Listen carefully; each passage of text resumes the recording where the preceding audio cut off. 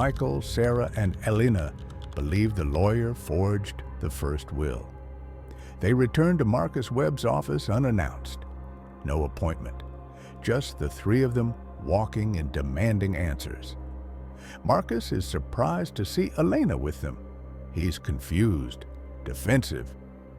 "You forged it," Michael says flatly. "The first will. You forged Dad's signature."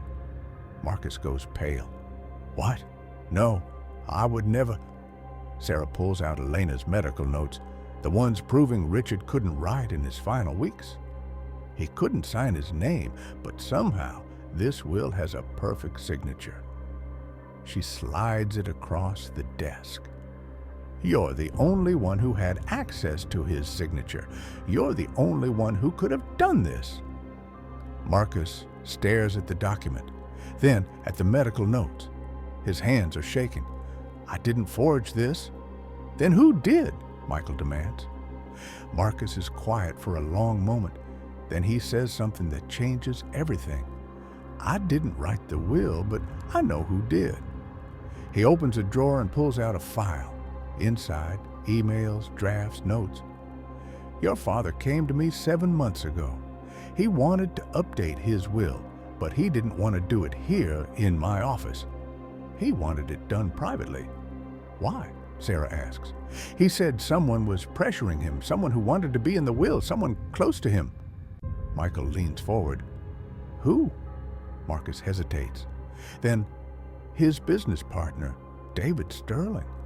The name hits like a punch. David Sterling, Richard's business partner for 20 years. The man who co-founded the company with him, the man who was at the funeral. David told your father that if he didn't include him in the will, he'd expose something, a secret from years ago, something that would destroy Richard's reputation. "What secret?" Sarah asks. Marcus shakes his head. "Richard never told me, but whatever it was, it terrified him." Michael's voice is ice. "So Dad refused, and David forged a will to make it look like he left everything to a stranger, someone who wouldn't contest it." "But why Elena?" Sarah asks. Marcus looks at her. "Because Elena had no connection to the family, no reason to fight for the money. David probably thought she'd just accept it, and then he'd approach her privately, offer to help her manage the estate, skim from it, maybe even convince her to sign it over entirely." Elena's face goes white. "He was going to use me." Marcus nods. "But Richard knew. That's why he wrote the second will, the real one, and hid it. He was trying to protect you both." Michael stands. "Where's David now?"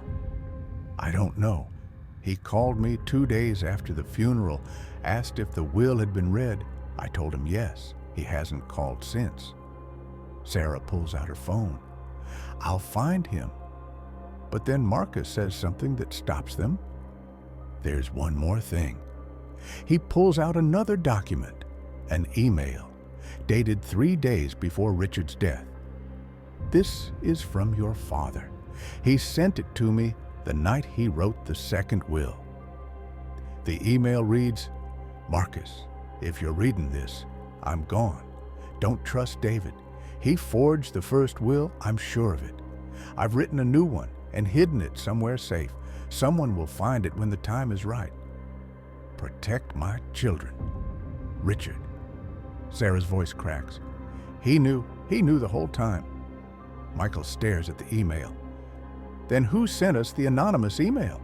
Who told us where to find the second will?" Marcus looks at them. "Your father said, 'Someone will find it when the time is right.' He must have told someone he trusted." "Who?" Marcus shakes his head. "I don't know." Michael and Sarah leave the office with Elena. They're silent in the car. Then Sarah's phone buzzes. Another email, unknown sender. The subject line, "David knows you're looking for him." She opens it. One sentence, "Meet me tonight. I'll tell you everything." The person your father trusted. An address is attached. A warehouse on the edge of town. Michael looks at Sarah. It's a trap. Maybe, she says, but it's the only lead we have. Elena leans forward from the back seat. I'm coming with you. No, Michael says. This could be dangerous. Your father trusted someone. Maybe it was me, maybe it wasn't, but I need to know.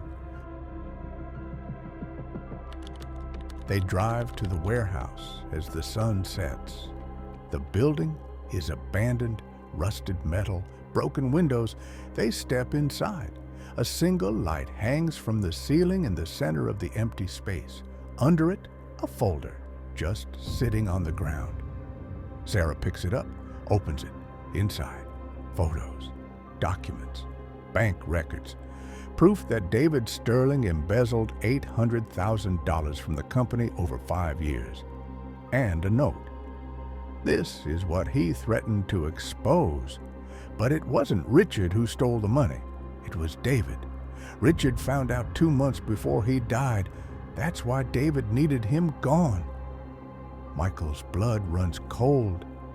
David didn't just forge the will. Sarah finishes the thought. He killed him. A voice echoes from the shadows. You're smarter than I thought. David Sterling steps into the light. He's holding a gun. I really hoped you'd just take the money and disappear, Sarah, Michael. But you had to dig. You had to find the second will. You had to ruin everything. Michael steps in front of Sarah and Elena. You killed our father. David shrugs. He was dying anyway. I just sped things up. A little extra morphine. The hospice nurse never even noticed. Elena gasps. I checked his medication every day. You checked what I told you to check, David says coldly. I switched the bottles the night before he died. Sarah's voice shakes. Why? Because he was going to turn me in. He found the bank records. He was going to the police. I couldn't let that happen. Michael's fists clench. So you killed him, forged a will, framed Elena. And it would have worked, David says, if someone hadn't sent you that email. He looks directly at Elena. It was you, wasn't it? Elena shakes her head. I don't know what you're talking about. Liar. David raises the gun. Richard told you. He must have. You're the one who sent them to the safe deposit box. I didn't, Elena screams. I swear I didn't. A new voice cuts through the warehouse. She's telling the truth. Everyone turns. A woman steps out of the shadows. Older, elegant, familiar.